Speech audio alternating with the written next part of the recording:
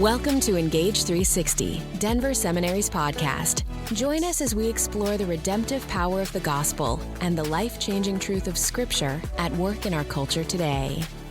Friends, it's my pleasure to welcome you to this episode of Engage360, which is Denver Seminary's podcast. I'm your host, Dr. Eva Bleeker. I am chair and assistant professor for chaplaincy and pastoral care programs here at the school, and this is a fun part of my job that I get to do. I hope that you enjoy hearing this conversation between myself and two colleagues who are involved in a compelling and unique form of ministry. And I'll let you explain the ways that your settings are unique. But our guests for today are Chaplain Gwen Hanna and Dr. Mark Danielson. They are both connected to Denver Seminary in their own ways. And then they're both involved in ministry that has horses at the center in some way. So thank you both so much for being here. Chaplain Gwen, I might start with you and see if you will tell us a little bit about how you're connected to the school and the big picture of what you do in your work. Right. Well, thanks for having me. It's a privilege to be here. I'm connected because I graduated in 2017 with my master's in counseling ministries, and I completed my CPE, one unit, doing chaplaincy at a ranch where I'd been affiliated and also in elder care. Where I've landed for the long haul is I'm a chaplain at a ranch called Caring for Kids here in south of Denver. And that the ranch serves those with special needs. Hippotherapy is the name of what the modem of service is. So kids come, and I say kids, but our clients come. A bunch of them are also adults. They get on the horseback. The leader of that session is either an occupational therapist or a physical therapist, and they do the therapy on horseback. My particular role is I get to be outside the gate with whomever is outside the gate, and that can be a parent, it can be a caregiver that is bringing the client, it could be a sibling, it could be one of our volunteers and staff who's having whatever kind of day they're having. And as chaplain, I just get to come in and walk alongside them and whatever that means. In my particular case, that could mean introducing them to baby chicks, feeding a pig. I've had times when I have clients and I do get a horse out and we do some just therapeutic things, brushing and groundwork and things like that are helpful for whatever that situation is. So sometimes I've been given the name worst case scenario. So in the worst case scenario, Gwen can meet the need of whatever's going on. So as chaplain, I just get to serve, love, watch what God does in among lives of a wide variety of people. It's not a Christian facility, so to speak, but we watch God do his work there all the time. Mm-hmm. So exciting to hear about that, Gwen. And Dr. Danielson, I'll call you Mark from here on out, but tell us a little bit about your connection to Denver Seminary and the kind of work that you're doing with horses in your context. Sure. And again, thank you for allowing me to be here today. It's a real joy to be able to come here and just to share about what God is doing. And my connection to Denver Seminary is, it's been about 3 years ago. I was asked to be a research advisor in the Doctor of Ministry program. And so connecting with doctoral students and helping them in their research phases of their projects. And so that's kind of my connection there. And then most recently, in this past semester, I co-taught with Dr. Ward a class in research methodologies. And so I love what God is doing in Denver at Denver Seminary, and it's just a joy. It's been a joy to work with him for the last 3 years. So my connection to horses, I'm the executive director of Grace Children's Home in Henderson, Nebraska. And it's long been a residential facility for children in out-of-home care. Because of paradigm shifts in federal laws and that sort of things, Grace Children's Home no longer does residential care, but they do foster care. So we are a child placing agency in the state of Nebraska. Along with that, we have developed a real interest in helping children who have been experienced traumatic early childhood abuse and neglect, and being able to find ways to promote healing and well-being of kids. And so about 5 years ago, and just shortly after I came here, we started working with horses and children. And that really grew out of our own experience, my wife and I, with our daughter. We have an adopted daughter from foster care 8 years ago, and we've had 5 mental health diagnoses and have experienced profound and traumatic abuse and neglect. And so we began using horses as a way of building connection and trust. And we saw such a dramatic change in her that we began applying that to other children as well. And so that's kind of how we got the point. This year we'll do 600, about 600 equine therapy sessions with Wow. children. So Mhm. Thank you, Fantastic. Verse. and I've It had is 7 this afternoon. 7. How wonderful. Thank you. And thanks for touching a little bit, Mark, on how your own family story brought you to where you are working with horses. And Gwen, I know that there's some commonality there with your story too. I wonder if you might share what circumstances, what part of your narrative led you to being the chaplain at the gate of the therapy ranch? Yeah. Well, God has been a companion and partner through some pretty difficult years in life. Um, I've got 2 daughters in their 20s now. And when they were young, about 20 years ago, our lives blew up. My ex-husband was removed from our home for abusing them.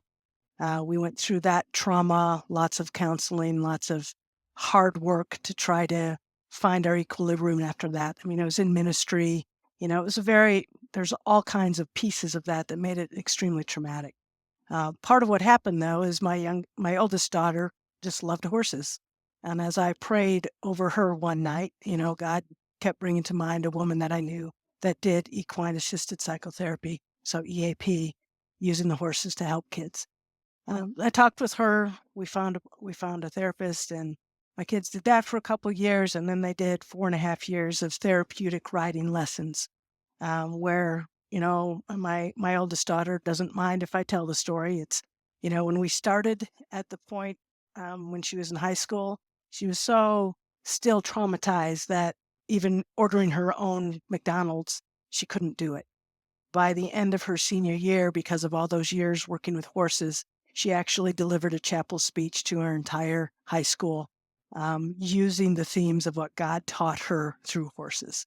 And I think those years where I was the mom outside the gate watching my kids find the healing through what horses could do gave me the desire. I've been in nonprofit ministry my entire career. I was in missions things before.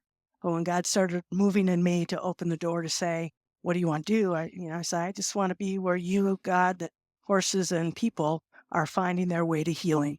And through a number of circumstances, I landed here at Caring for Kids. I have my own nonprofit ministry where I raise my own funds so I can be a chaplain for whatever circumstances there. And God has just shown great favor. I'm humbled by all the ways He's opened doors and all the ways He's used so many of those life experiences as a chaplain to just be ready to empathize and be with people in their life stories. Mm. I want to come back to some of those stories in a moment, but Mark, I want to ask you,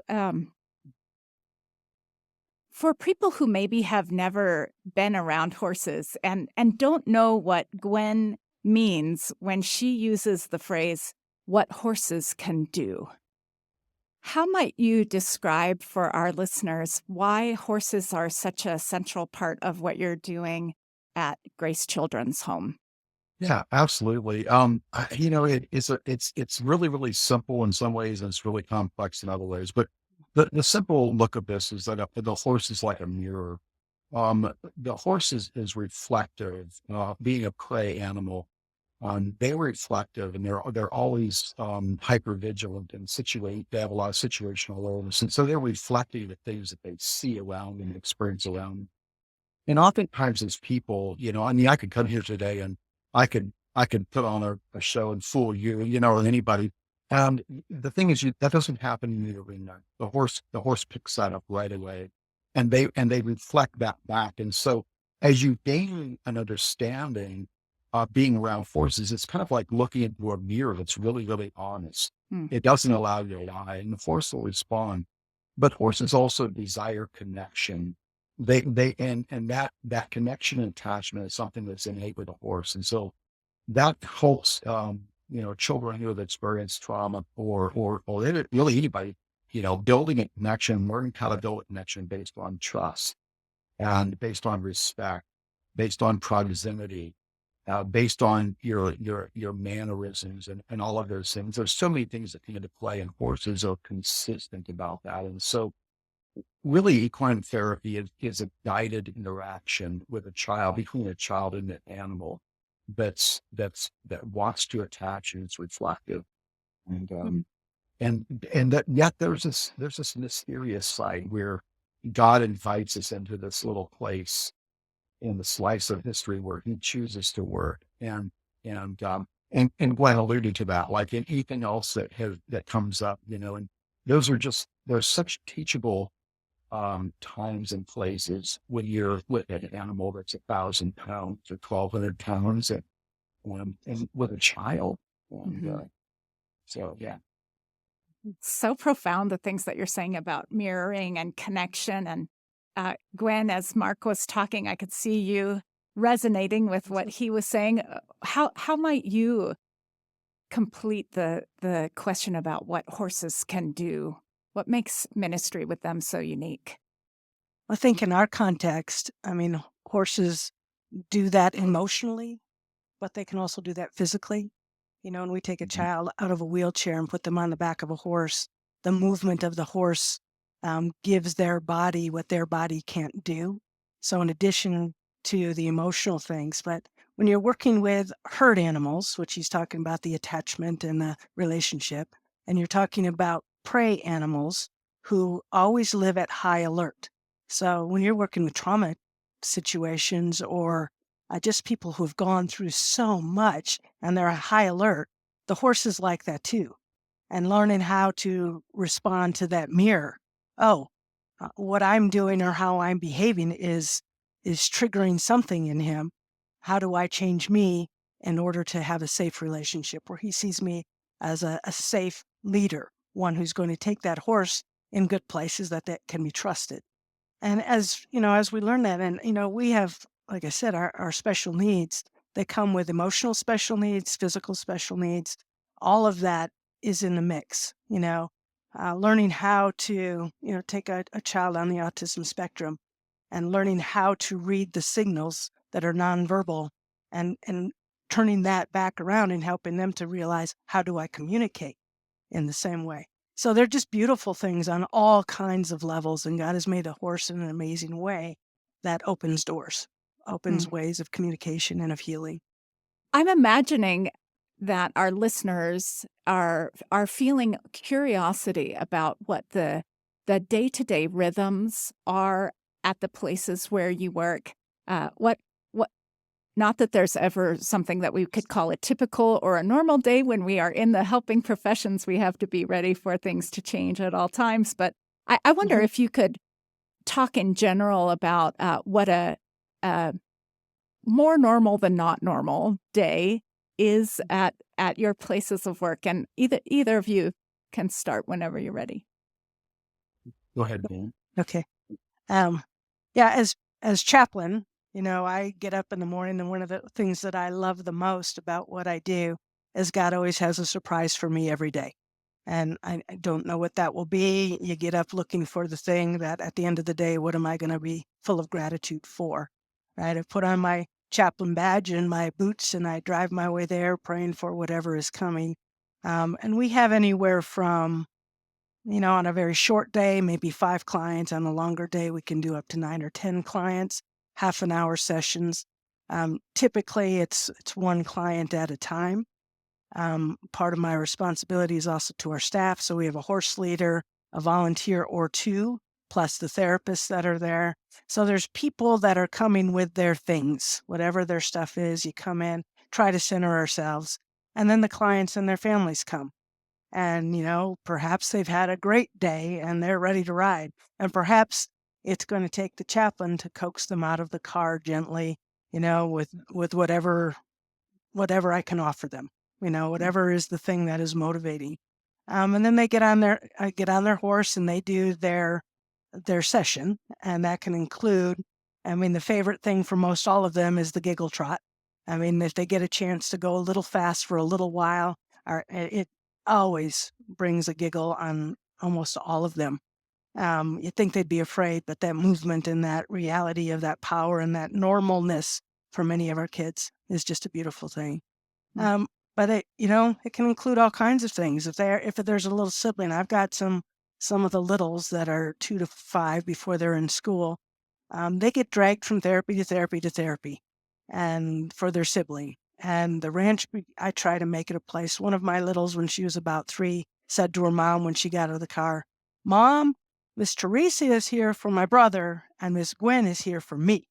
And just owned that time, and we spend time, play together. And I walk that little one right into full-time school, but also through the almost divorce of her parents.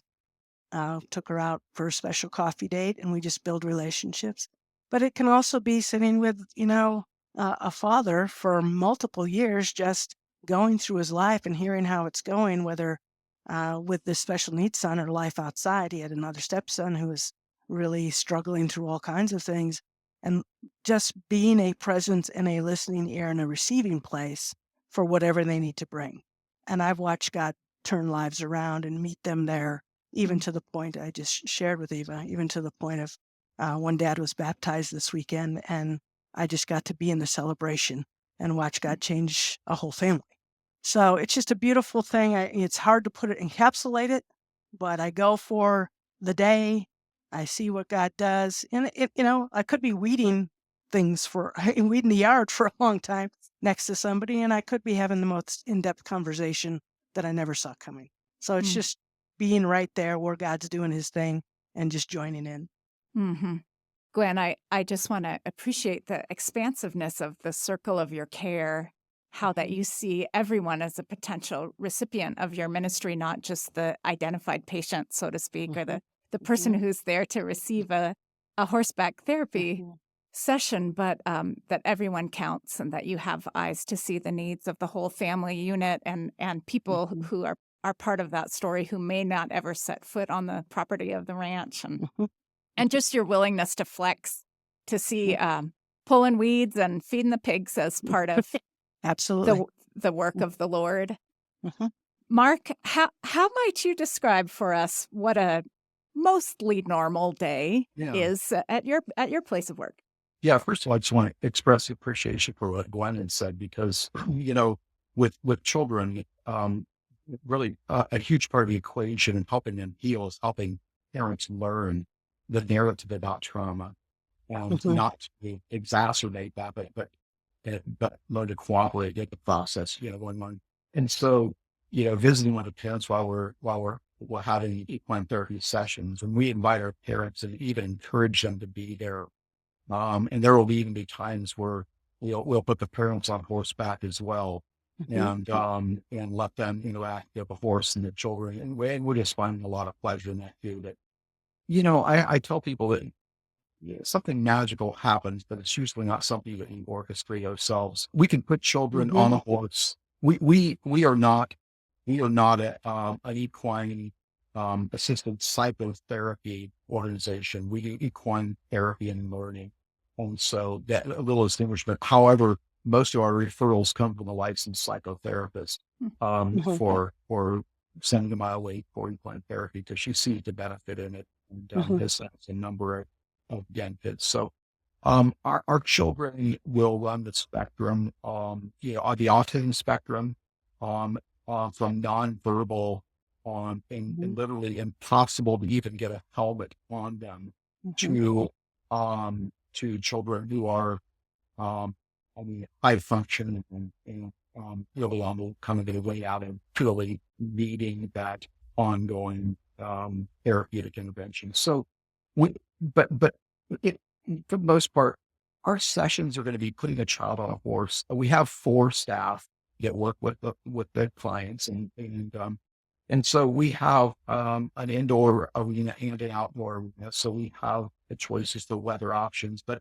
we'll have patterns and different things, obstacles set up in the arena, and children are given an ability to navigate a horse through those things in some cases. And so they're learning about cooperation, about communication, about balance and trust and control and yielding and all just kind of, and then again, there's that cadence or that somatic presence of the animal too, that the feeling the animal needs. We're always bringing awareness to that, and I'll be asking young people, we'll ask them, can you feel the horse move? How do you feel? You feel your feet in the stirrups. And there'll be times we'll have them raise their hands left and right in cadence with the horse, or bringing that rhythm, that bipedal motion. It's just, that's really good for left brain, right brain kind of connections. And we'll do things that stimulate balance, like not holding on to the saddle when they're comfortable, just holding on to the reins with one hand and letting their other hand maybe go straight out to the side or even up above. And then focusing on that balance. Of course, we have side walkers with them, and they're helmeted, and so you have those things there. But it's about learning and building trust and regulation and connecting with their environment, just having a situational awareness. What are you seeing? What are you feeling? What do you smell? And getting them to use those senses while they're on the horse. It's interesting, though, we're finding that as fear, for children for a trauma background, fear is a huge obstacle. Fear hinders self-recognition, communication, empathy, attachment. It hinders all that. So we have found that it's really true that perfect love casts out fear, and we can create a safe environment.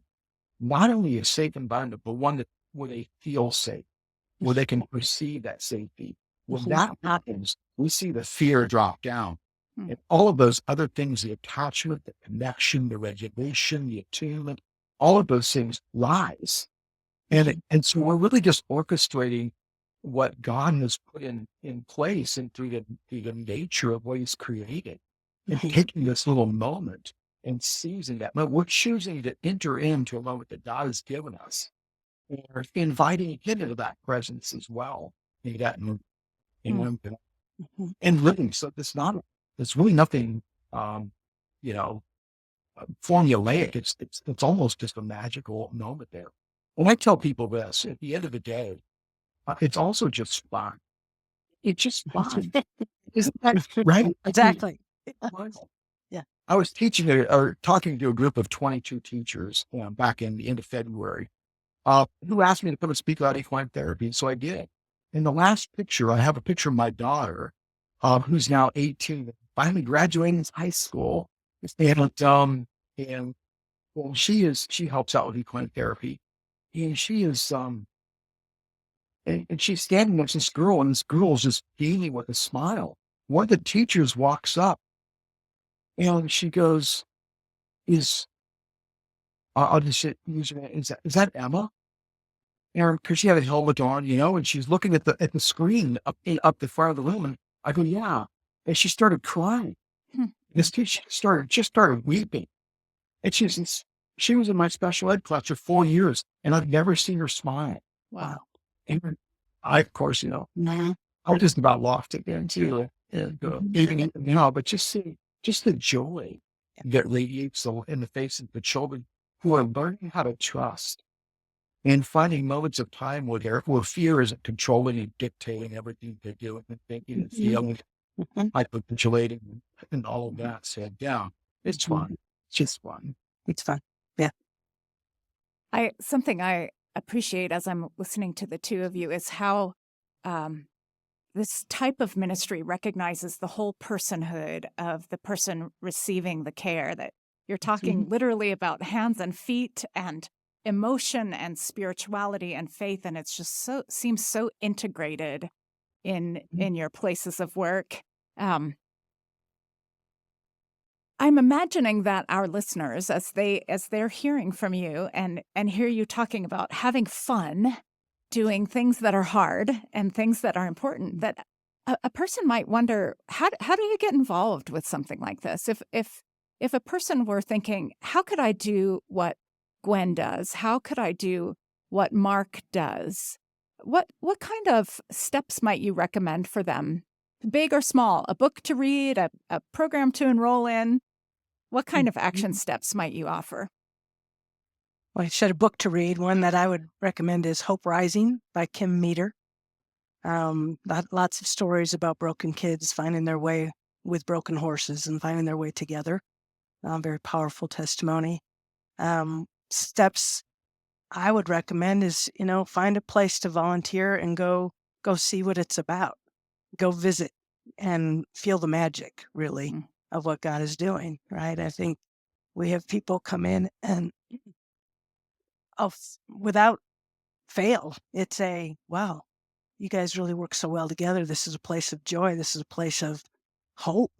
And when you're in that kind of environment, I mean, just go and see it for yourself. I mean, to do what I'm doing, I knew I wanted to be where God, horses, and people were working.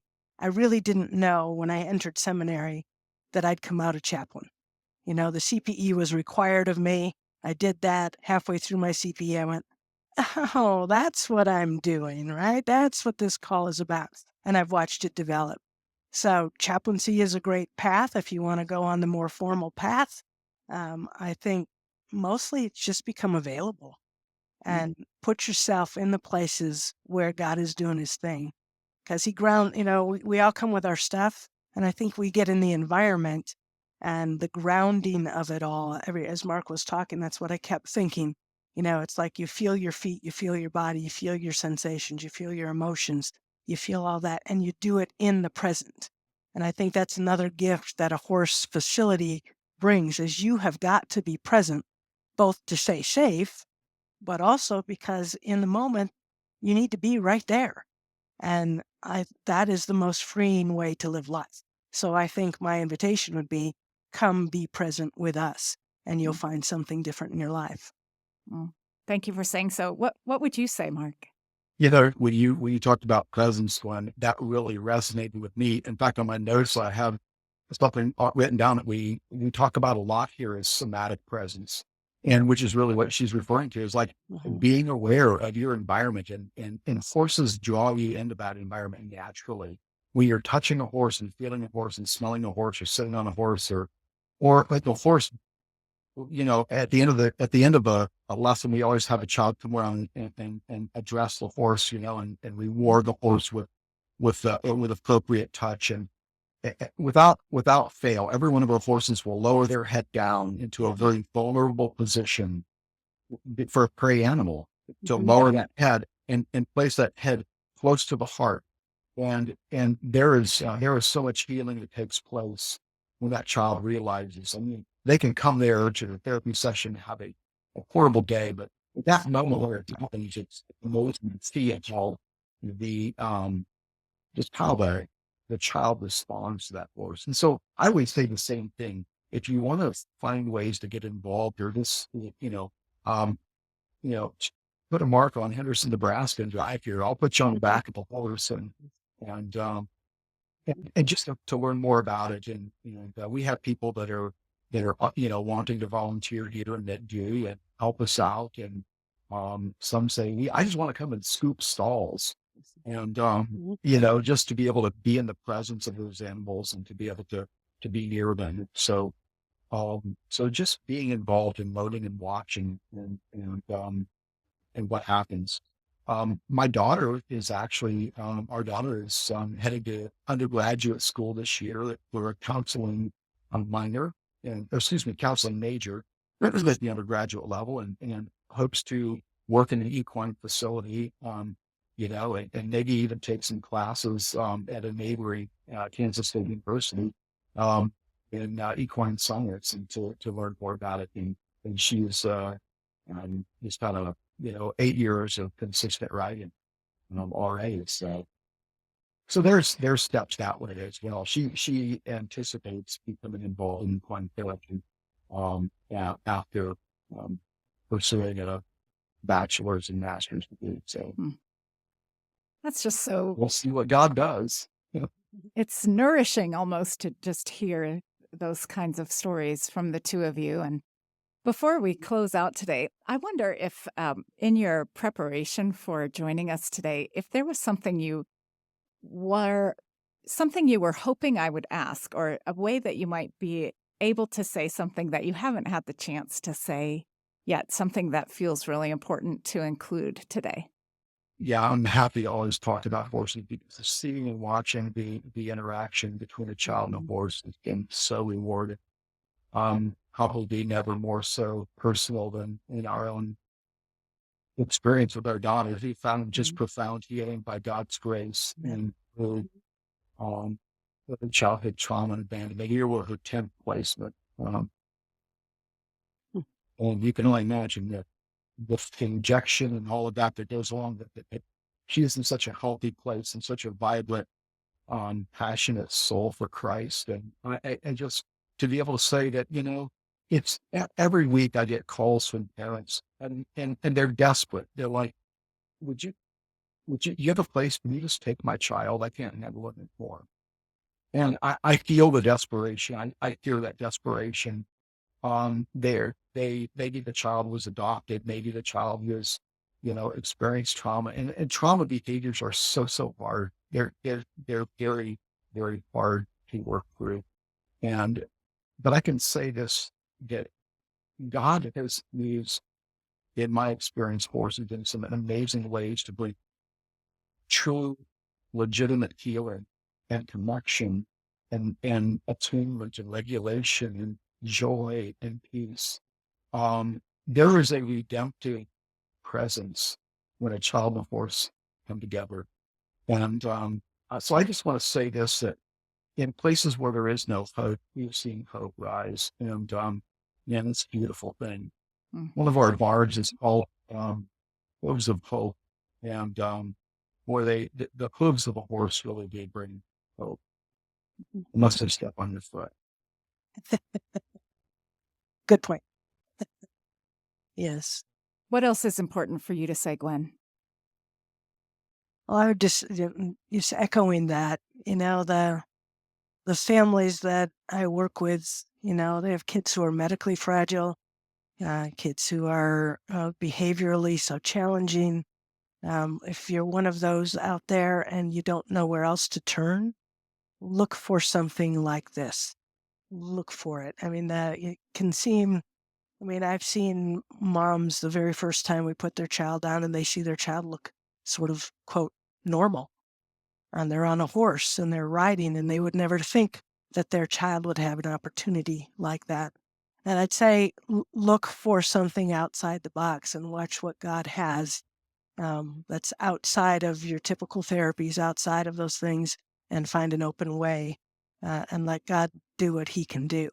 And we're both here to testify that horses are one of God's amazing gifts to all of us. Amen.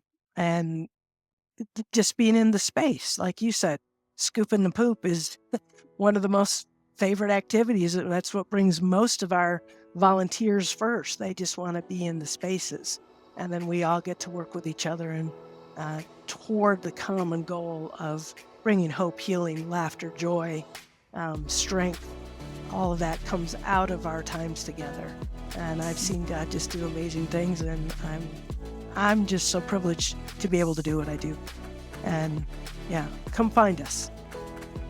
I think people are going to want to come find both of you. And so I just want to give gratitude to you, both of you, our guests today, Chaplain Gwen Hanna and Dr. Mark Danielson, for sharing with us today with great faith and wisdom, and also with vulnerability and heart and compassion for the people that you serve. And friends, for those of you who are listening, we're grateful that you've chosen to spend some time with us today. If you get the chance, please leave us a rating or review wherever you listen to podcasts, and please send any questions or comments to us at podcast@denverseminary.edu. In addition, visit denverseminary.edu for more information and resources about Denver Seminary, such as events, degree programs, and other episodes of Engage360, including full transcripts that are available to you. We're grateful for your interest, support, and prayers. Until next time, may the Lord bless you.